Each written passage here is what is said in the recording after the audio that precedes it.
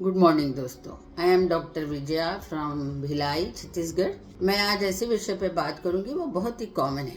हमारे पास जो निसंतान दंपति ट्रीटमेंट के लिए आते हैं, कभी तो फ्रेश पहली बार आते हैं और बहुत सारे ऐसे होते हैं वो जो इंटीरियर में बहुत जगह दिखा के आते हैं और देन किसी ने रिकमेंड किया या कहीं से उन्होंने सुना तो फिर आते हैं। बंच ऑफ पेशेंट, बहुत सारे पेशेंट में मैंने ये पाया कि उनके फीमेल पार्टनर्स के इन्वेस्टिगेशन बार बार हुए हैं और मेल पार्टनर्स का इवन सीमेन एनालिसिस भी नहीं हुआ है।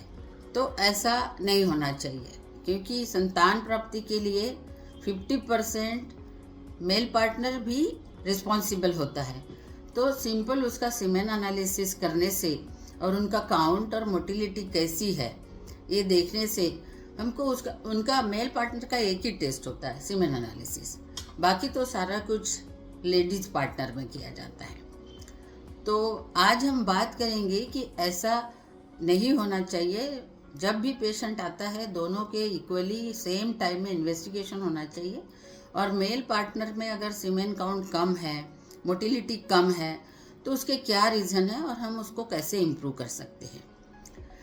ये सीमेन एनालिसिस तो ऐसा एक मानक है WHO का 2010 से, कि उनके मानक को मानते हुए जिस लैब में ये सब काम होता है वहीं पे सीमेन एनालिसिस करना चाहिए, ताकि हमको बेस लाइन सीमेन एनालिसिस की रिपोर्ट मिल सके। अगर उनमें काउंट और मोटिलिटी का प्रॉब्लम है तो फिर हम इंक्वायरी करेंगे कि वो कहाँ काम करते हैं।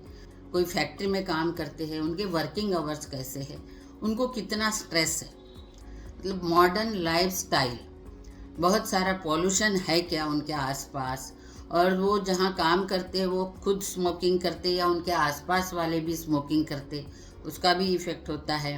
वो बहुत अल्कोहल या स्मोकिंग या पान पराग गुटखा ये सब खाते हैं क्या, इसकी भी इंक्वायरी करें।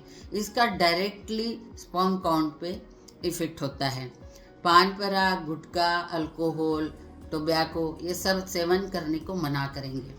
खान पान अच्छा करने के लिए बोलेंगे। और इसकी हार्मोनल ट्रीटमेंट भी होती है। अभी सबको पता है टेस्टोस्टेरॉन, टेस्टिस एंड टेस्टोस्टेरॉन। एक साधारण व्यक्ति भी कहता है कि मेरा टेस्टोस्टेरॉन टेस्ट करिए।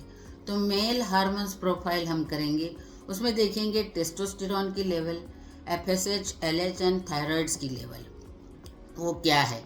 FSH and LH is responsible for the low count, क्योंकि एक कंडीशन होती है हाइपो, जिसमें हमारे पिट्यूटरी एंड हाइपोथैलेमिक ग्लैंड का सप्रेशन हो जाता है और वहाँ से ये स्पर्म प्रोडक्शन कम हो जाता है।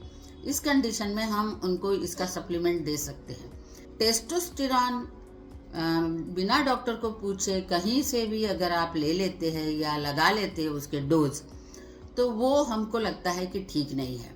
क्योंकि टेस्टोस्टेरॉन अगर आप देते हैं तो टेस्टोस्टेरॉन फ़ायदा नहीं करता। हमने देखा है पेशेंट में फ़ायदा नहीं करता है और आपका स्पर्म काउंट और लो एंड लो होते जाता है। तो ये थोड़ा सा समझना चाहिए। किसी भी एंड्रोलॉजिस्ट के पास जाके या मेल रिप्रोडक्टिव सिस्टम का जो डॉक्टर है, स्पेशलिस्ट है, एंडोक्राइनोलॉजिस्ट है, उनके पास जाके उनसे ये सारा डिटेल पता करना चाहिए।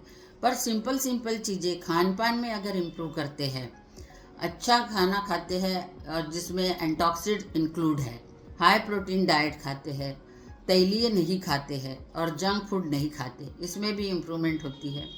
अगर वो प्रॉपरली रेस्ट लेते हैं और अपने दिमाग को स्ट्रेस से फ्री रखते हैं, उसमें भी ये फ़ायदा करता है। गारमेंट्स जो अंडरग्राउंड गारमेंट्स जो पहनते हैं उसमें भी कॉटन के और जो उनको हार्म ना करे ऐसे पहनने चाहिए, जिसमें क्या है कि टेस्टिस जो है बॉडी के बाहर लटकती है।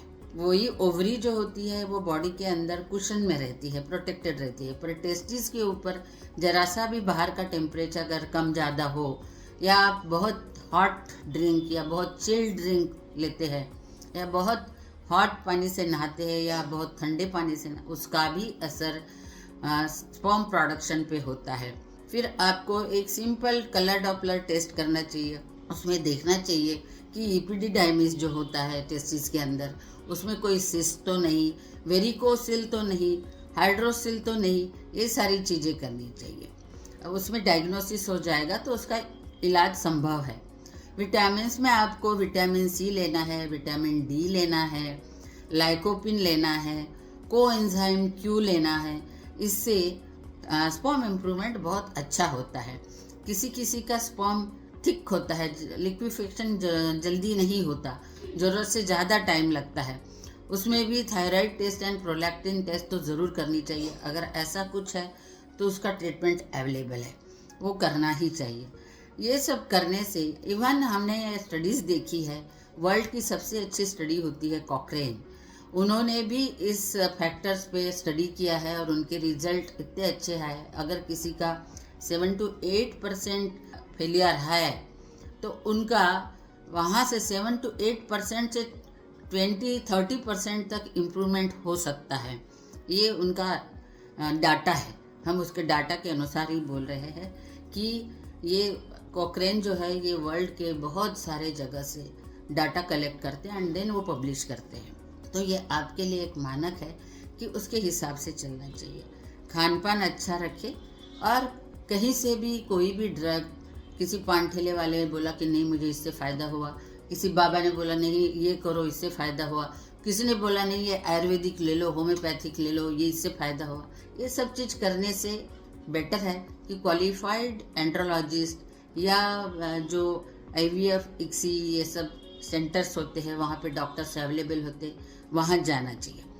इतना सब ट्रीटमेंट करने के बाद फिर भी आपका इम्प्रूवमेंट नहीं होता है, कई ऐसी चीज़ें हैं, ऐसी कंडीशंस है जिसको इडियोपैथिक कहा जाता है, मतलब जिसमें समझ में ही नहीं आता कि क्यों ये हो रहा है, लो काउंट क्यों है, मोटिलिटी क्यों है, उसको इडियोपैथिक कहते हैं।